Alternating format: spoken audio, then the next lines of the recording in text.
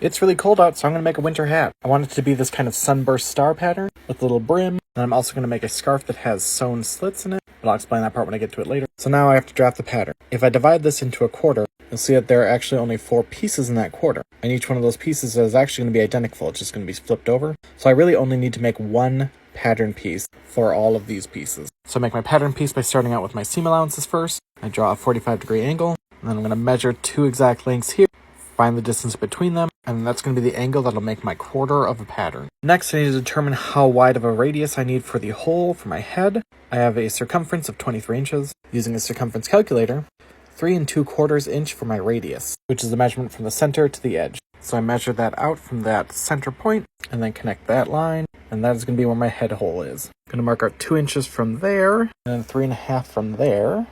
Connect those dots, and that's going to give me that sunburst pattern that I want. And then I add in the extra seam allowance here, as well as the seam allowance for the head hole, and that's my piece. I'll cut 8 double-sided pieces for each color. I'll cut 8 pieces each of the full length, and 8 pieces of the short length of each color. For the piece that'll actually go around the forehead, I've just made a 2.5-inch rectangle with seam allowances on 3 sides and a marking to indicate to put it on a fold. And that'll give me the strip, so that's pretty easy. Alright, these are the 2 fabrics I'm going to be making out of. They're just a regular polar fleece. Now, very importantly to how I'm going to be doing this is I got a fleece that looks the same on both sides. This is not anti-pill. On anti-pill, they shave down one side, so they are not the same on both sides. Very important for this, because when I cut this pattern, I'm going to be cutting out 2 pieces, and I need all of those pieces to face the same way. If these weren't identical on both sides, I would have pieces that look like this and look like this. But because they're going to be identical on both sides, I can simply flip one of those over and they'll all be facing the same direction. But before I do that, I'm going to cut the material for the scarf. So pretty simple, I'm just going to fold it into 4s.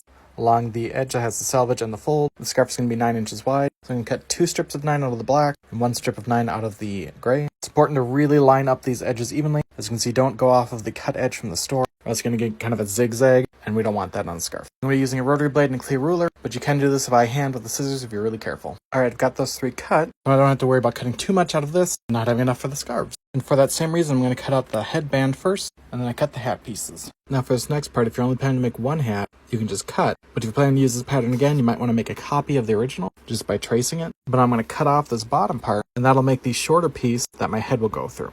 And then don't forget to cut out the other color too. By the way, I forgot to mention, I got about a yard of each color. If you do the same color pattern that I'm doing, you only need a yard of the main color and about 2/3 of a yard for the secondary color. But I always like to have extra material, so I just got 2 yards of both. So I should end up with 8 pieces of each color in each style. So I've pieced these 2 pieces together. You can already start to see how it makes kind of that cone. So I'm going to sew the top and then the bottom separately. Basically, this is just a lot of repetition. I'm just going to sew each piece together. I should end up with 8 pieces. Now, it's very important that they're all facing the same direction, or else this isn't going to turn out well.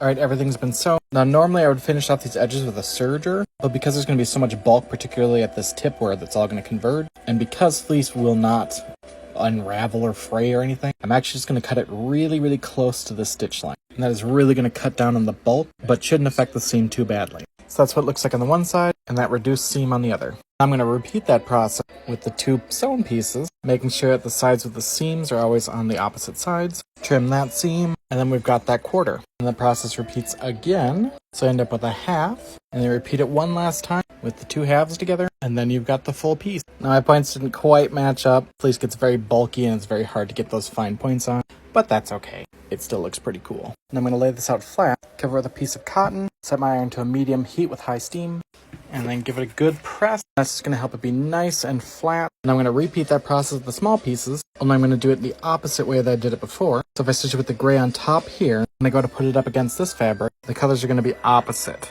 And you can do that if you want that as your look, but if I reverse them so the black is on top, then those colors will match, and it's going to look a little bit nicer in the end. Otherwise, I'm just going to repeat the same process, only a little bit easier because there's not that point to meet up, but I'm going to do everything the same otherwise. And then eventually you get the cool little ring. Now I'm going to make the band, making sure it's not twisted. I'm going to sew those 2 ends. Then with those seams facing together, I'm going to pin the 2 raw edges to make kind of a band, loop, whatever. And once it's all pinned together, I'm going to take the ring with the seams facing out and then pin it evenly around. If I did my math right, it should fit pretty well. And then I could serge this edge, but instead I'm just going to double stitch it, one at 5/8 seam and then one at 1/2 inch. Trim that down close to the seam, and there we have a hat band. And then with seams together, I'm just going to pin everything together, all the points and all the dips. And then when you're sewing, when you get to that seam line, you want to sink your needle into the fabric, and with it down, you're going to lift up the presser foot and turn, and that's going to let you do a nice sharp point. And the same thing when you get to this one, needle down and turn, stitch, needle down and turn, stitch. So just like that. And once again, I'm going to cut very close to that seam, turn it inside out, give it a little press, and voila, a weird looking hat. Just something a little interesting.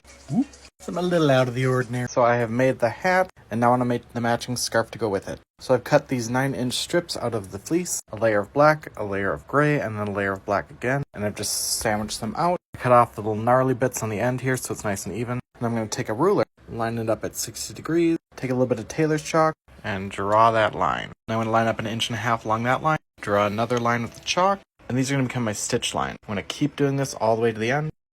Pinned it in, every third row or so, just so the fabric doesn't move around while I'm stitching. So I'm going to have to readjust my presser foot strength because I got a tuck here. So what I'm doing is I'm essentially quilting all these layers together. And then what I'm going to do is slice the very top layer. And that's going to create an effect called chenille. And it should look pretty cool. So I'm going to keep on sewing all these lines. And then we can cut. So I'm literally just cutting this black layer that's on the very top. And I'm just going to cut smoothly down the center. And that'll reveal the gray underneath. And then I just do that down the whole thing. There is actually a tool to do this. It's basically just a rotary blade and this little plastic tool here. This works better on cotton than it does fleece, which is why I'm using scissors. Which, by the way, you can do this in any material. Even things that do fray. Just make sure that you cut it on the bias if you use something like cotton that does fray. And then you can kind of brush it and it'll actually give it kind of a fuzzy texture. Because this doesn't fray, it's just going to kind of stay like this. That kind of gives it a unique kind of fun texture there. You can also use multiple layers of fabric. With fleece, I wouldn't go too much thicker than the 3 layers I did here. But on cottons and satins and things, you can go quite a few layers. And I'm going to flip it over and do the same thing to the other side. And then for the fringe, I'm just going to cut about inch strips that go all the way up and stop right before this stitch line here. And that creates kind of fun shaggy effect. And it makes for a very lovely scarf in all that fringe. It's called fashion. Look it up. But yeah, there it is. A really fun textured scarf, an interesting hat, something to stand out a little bit in the crowd.